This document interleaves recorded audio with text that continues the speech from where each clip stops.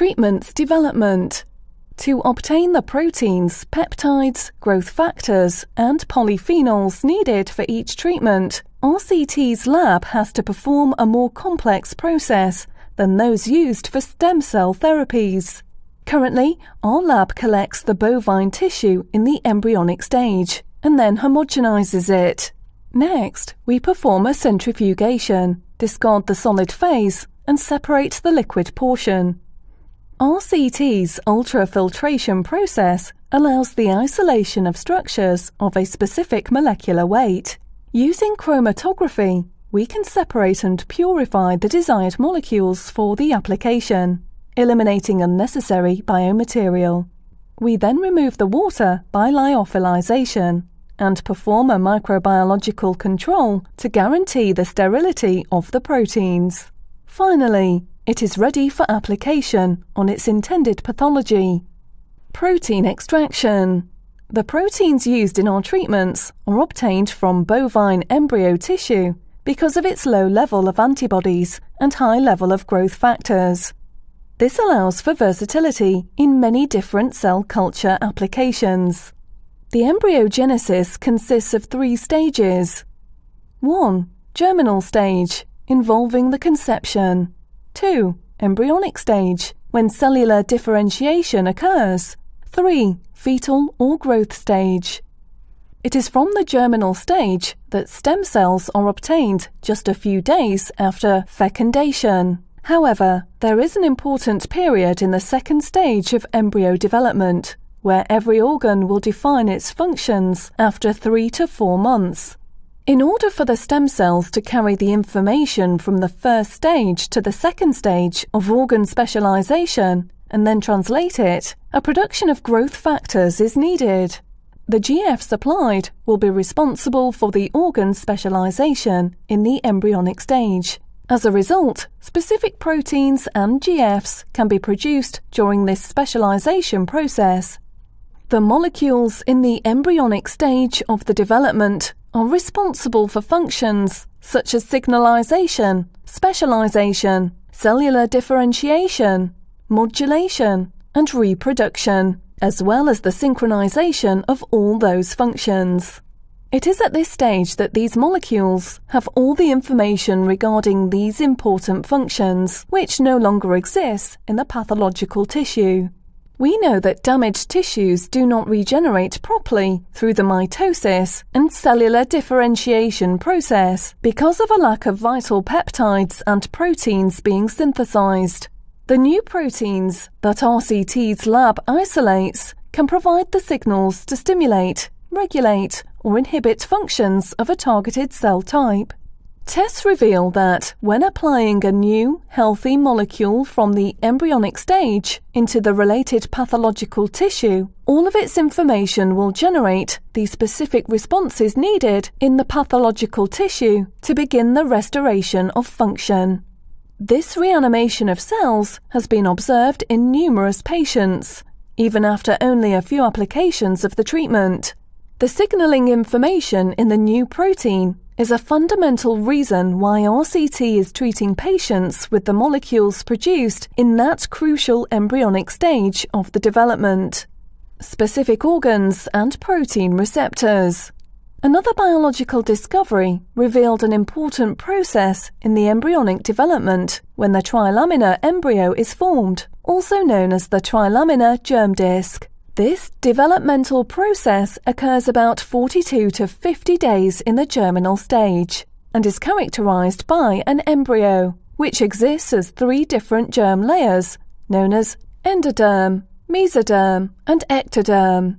In each of these 3 germ layers, specific organs are formed in correspondence to the given layer, and each organ builds a different protein. For example, in the first germ layer, the endoderm includes organs such as the pancreas, digestive system, liver, lungs, thyroid, parathyroid, and thymus. Examples of growth factors produced in the first germ layer include growth factor IGF-1, which is generated in the pancreas, oxyntomodulin, which is generated in the digestive system, hepatocyte growth factor, or HGF, which is generated in the liver, fibroblast growth factor, or FGF, which is released in the lungs, T-activin, which is generated in the thymus. In the second germ layer, the mesoderm, the muscles, cartilages, bones, blood vessels, and organs of urogenital system are developed, along with synthesizing of specific proteins and growth factors, including the EGF, VEGF, PDGF, MDGF, and FGF. The third layer, the ectoderm, forms the skin, central and peripheral nervous systems, the hypophysis, the eyes, tooth, hair, nails, and oral and nasal cavities. As in the other layers, every organ develops specific growth factors, and this layer contains NF, BDNF, NGF, GCDGF, and the growth hormone. All of these are specific proteins produced with enough information to be utilized for the treatment of a disease that causes cell failure in that related organ. Treating conditions on the molecular level allows the biological information to be communicated more effectively through signaling pathways when compared to stem cell therapies. For example, we can take a protein produced in the pancreas and apply it in treatments for the digestive system, liver, lungs, and thymus, because all these organs came from the same germ layer and will have the same receptors for this protein molecule. Results show that these proteins will favor the pathological organ and at the same time also favor other organs affected. This has been clinically verified, as some patients have improved from other diseases initially not targeted with the treatment. As we continue unlocking doors with our understanding of proteins and their functions, we will continue developing innovative therapies for common diseases. Currently, RCT can develop this treatment for diabetes, cancer, autoimmune or neurological disorders, circulatory problems, bone and joint problems, as well as for hepatic and renal failures. Patient preparation. Before a patient begins their treatment schedule, it is very important to have them clean out their body first, including cleaning the communication channels from one cell to another. Results show that a less toxic and more alkaline environment allows for better reception and absorption of the information carried by the protein. The detoxification of the body will provide the conditions for a faster and more effective response.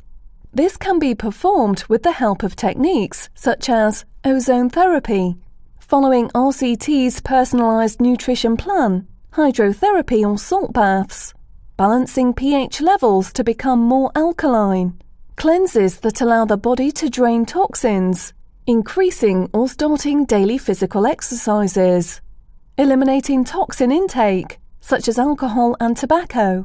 All of these will prepare our body to process the treatment more effectively.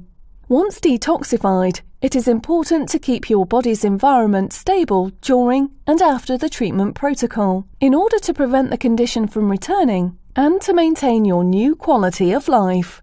All patients need to be committed to potentially adjusting their lifestyle and diet permanently in order to maximize the treatment's effectiveness for their own personal situation. RCT's scientists have seen very difficult diseases and the patients that withstand the terrible pain for many years. Often patients are told they have to live with the pathology indefinitely, but RCT is here to fight it. Treatment application. In order to improve your results with this innovative therapy, there are a number of precautions and steps each patient should take during the application of their custom treatment. RCT's treatments are distributed as a lyophilized powder inside small vials, sealed and quality controlled by our partner laboratory. Once received, it should be stored in a dry place that does not receive direct sunlight. You do not need to alter any current medications, as no adverse reactions with our treatments have ever been observed. Thus, if a patient is on any other treatment for their disease, then they can begin RCT's program safely at any time.